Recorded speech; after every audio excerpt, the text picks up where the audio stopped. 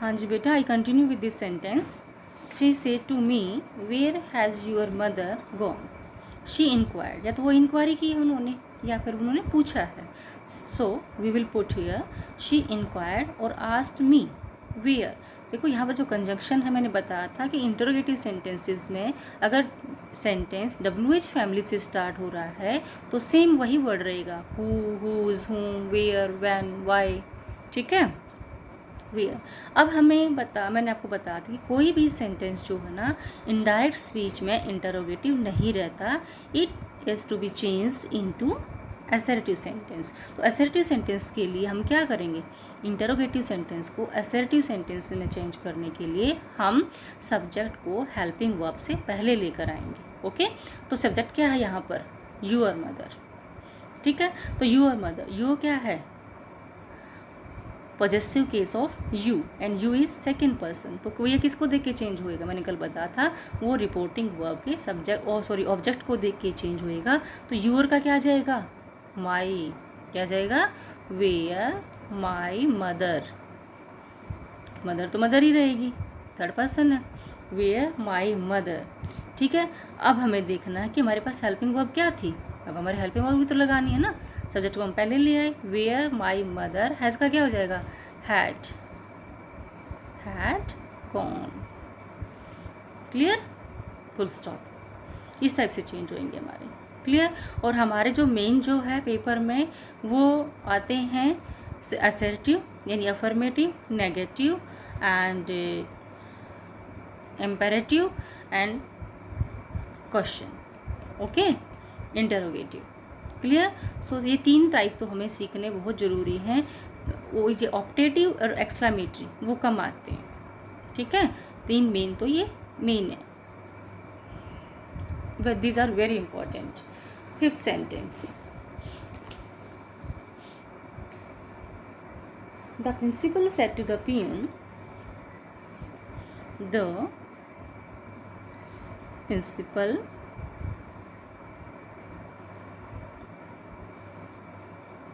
said to the peon, let this boy go out. कि इस बच्चे को बाहर जाने दो. Let this boy go out. ठीक है, let का मतलब होने दो. ठीक है, the principal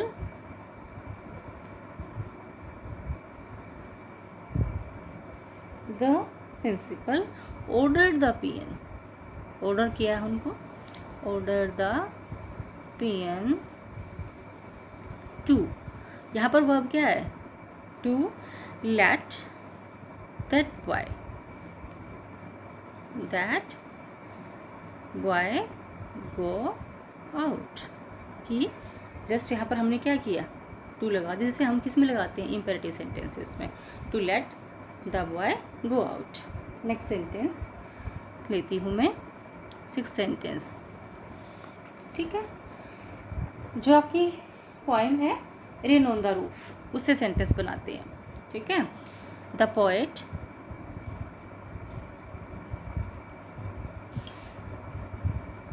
said to the listeners. कोई तो वो किसको बोलता है, वो ऑडियंस को, listeners. The poet said to the listeners, या जो पोएम को पढ़ रहे हैं उसको ही तो बोलेगा ना. ठीक है, readers. The poet said to the listeners, क्या बताया उनको, that he I listen. The Peter Patter sound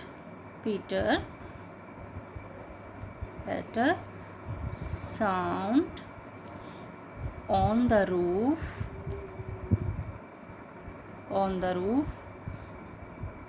when it is raining. जब बरसात होती है तो मुझे पीटर पैटर की साउंड सुनाई देती है रूफ के ऊपर. ठीक है, अब इसको चेंज करते हैं. द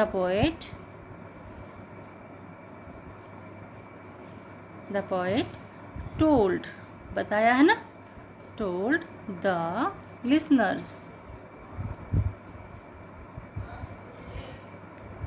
ठीक है, क्या? That. आई की जगह क्या हो जाएगा? he. पोइट आ जाएगा. he listened, listened, he listened the Peter sound when sound on the roof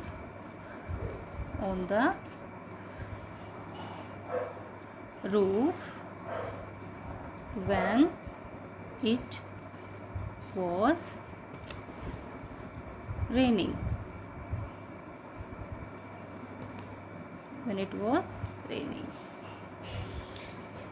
clear बच्चे? आज हमने देखिए इम्पेरेटिव सेंटेंस भी किए हैं, असर्टिव भी किए हैं. ठीक है, next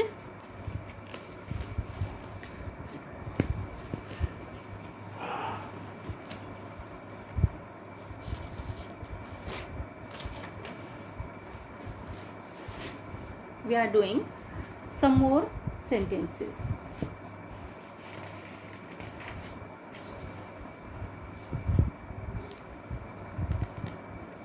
She said, "Goodbye, friends." She said, "Goodbye, friends." Okay, तो इसको क्या बोलते हैं हम? शी बेड, हाथ हिलाना या उनको गुड बाय करना. She bade good bye.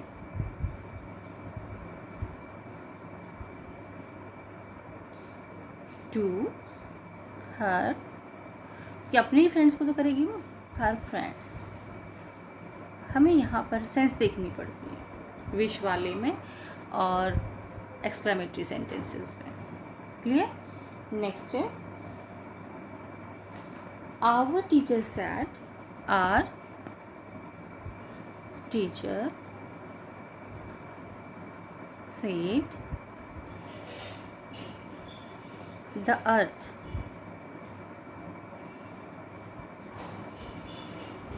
revolves around the sun. Revolves round the sun. ठीक है, मैंने आपको स्टार्टिंग में बताया था बेटा, if the tense of reporting verb is in past tense but the sense of reported speech sentence is universal truth, general fact, historical truth, historical event, it will not be changed. The tense will remain same. ठीक है, our teacher, क्योंकि ये बात तभी नहीं है जब teacher ने बताया, वो अब भी है. ऐसा थोड़ी ना कि जब टीचर ने बताया तभी अर्थ जो ना सन के राउंड रिवॉल्व करती है. नो, वो आज भी करती है और पहले भी करती थी. Our teacher said that the earth, same आ जाएगा, the earth revolves round the sun, comma, inverted commas removed. Okay बच्चे, नेक्स्ट चलिए.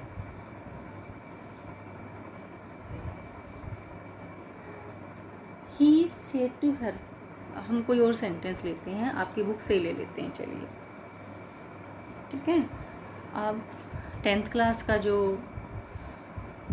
बॉल पोएम है, अभी मैंने after summer break 10th class students को I taught ball poem and students of 9th class I taught rain on the roof. ठीक है, तो ball poem से लेते हैं.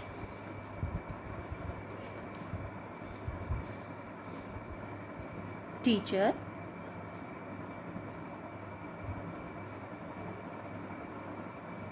said to us. Teacher said to us, ball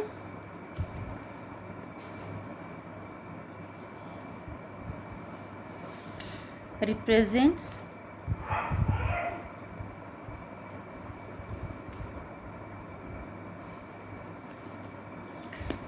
poets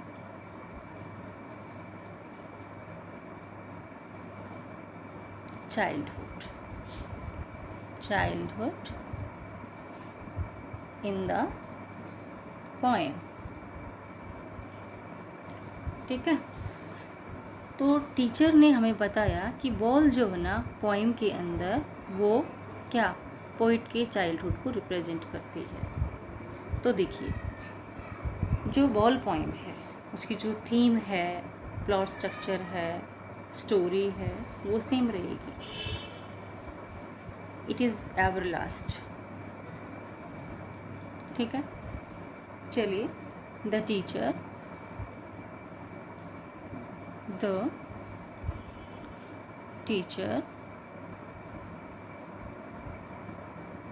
told us,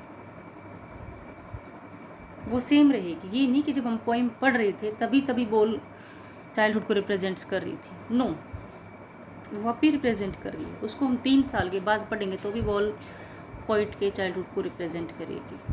ठीक है, the teacher told us that ball represents, same tense रहेगा, represents poet's childhood in the poem. Clear बेटा? क्योंकि ये जो चीज़ है जो फॉर एवर रहती है वो कभी भी चेंज नहीं होती, चाहे हम उसको, जैसे यहाँ पर अर्थ था, जब टीचर ने बताया तब भी वो रिवॉल्व राउंड द सन थी, और आज भी और आगे भी। ऐसे ही जितनी बार भी हम बॉल पोइम पढ़ेंगे 3 साल के बाद, 4 साल के बाद, 20 साल के बाद, तो वो बॉल पोइम जो है ना, पोइम तो सेम ही रहेगी, उसके वर्ड तो चेंज होंगे नहीं। तो बॉल जो है वो पोइम के अंदर पोइट के चाइल्डहुड को ही रिप्रेजेंट करेगी। ये नहीं कि उसका चेंज हो जाएगा, या रिप्रेजेंट करती थी आज नहीं करती, वो अब भी करती है। ठीक है, चाहे हम उस पोइम को 20 साल के बाद पढ़ें। क्लियर बेटा? तो these are the sentences to make you more understand about this topic. All the best beta. I hope you will read and watch all these sentences and all these rules related to this topic, reported speech, because that is the very important topic for the point of view, exam point of view. ठीक है, okay, thank you, all the best.